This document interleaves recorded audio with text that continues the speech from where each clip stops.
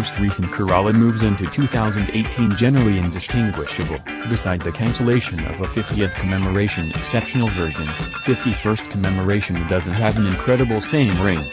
The up vanity mirrors are presently standard on all models, while XLE and SE models include a calfskin wrap, 3-talk controlling wheel to their list of hardware. All Corolla models are fueled by renditions of a 1.8-liter inline-4 motor.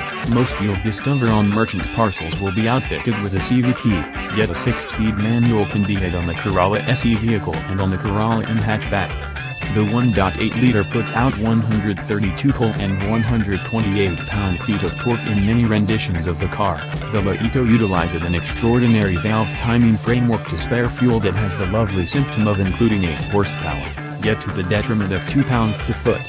The Corolla M's adaptation of this engine is appraised at 137 horsepower and 126 pounds to foot. However, we would get excessively lost in the numbers in the event that we were you.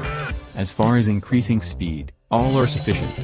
The CVT compels them to invest a considerable measure of energy at higher motor velocities, yet sufficient sound stifling and a tolerable stereo should keep most motor thunder under control. At long last, the Corolla XLE and XSE have a power driver's seat, warm front seats, and a closeness key. XSE models contrast from XLEs chiefly in their outside styling and inside upholstery. A full, coordinated roof framework is discretionary on XLE and XSE models.